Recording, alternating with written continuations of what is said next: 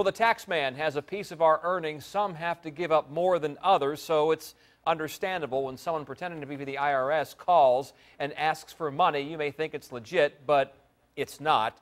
Then at your side's Jason Marks has a warning about yet another scam that's new at 11. Jason? Tom, we do a lot of stories on scams, but this is not your average one. I got a chance to hear the message that the scammers left on a Chesapeake family's answering machine, and really, if you didn't know any better, you'd think it was real. He just knows my name and phone number. Chesapeake's David McManus's concern started with an afternoon message on his answering machine.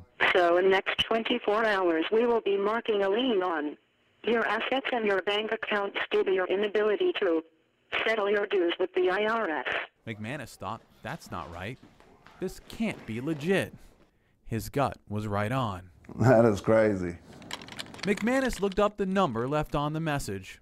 It turns out it's a number that comes back for an IRS scam. We're aware of at least 90,000 complaints nationwide about this scam, and we're also aware of about 1,100 victims who have lost about $5 million to these scammers. 10 on your side called the real IRS, who's working to find the people responsible.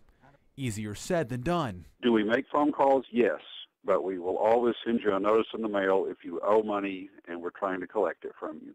We knew if the IRS was to notify you, they'd do it by letter. But we were worried about elderly people because the next thing they'd be wanting is bank information. To inform you that the IRS has decided to initiate legal proceedings against your name. It just sounds so real. So 10 on your side called the alleged bogus number. You said that this is for the IRS. Yeah, that's correct. It is. It is. It is. Is this a scam? Are you guys running a scam? No, we are not. You tell me that this is scam. I'm not telling you that this is scam or what. The call taker ended up hanging up on us. McManus wanted to see what would happen if he called back. The penalty of it will be $35,000 or 5 to 7 years of jail. He kept pressing. Do I make payments or what? Sir, if you make a payment of $3,188 at this point of time, out of court restitution, by getting a tax payment vouchers, you will be free from the charges. When McManus didn't give up his credit card info, he was hung up on too. You got people struggling to make ends meet, and then you got people out there doing that. It's terrible.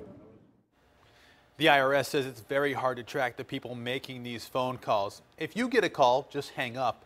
Officials suggest blocking the number if possible. Also, we put a number on wavy.com where you can call the IRS to report any incidents. Jason Marks, 10 on your side.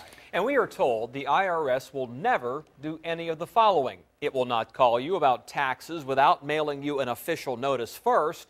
The IRS will not demand that you pay taxes without giving you the opportunity to question the amount they say you owe.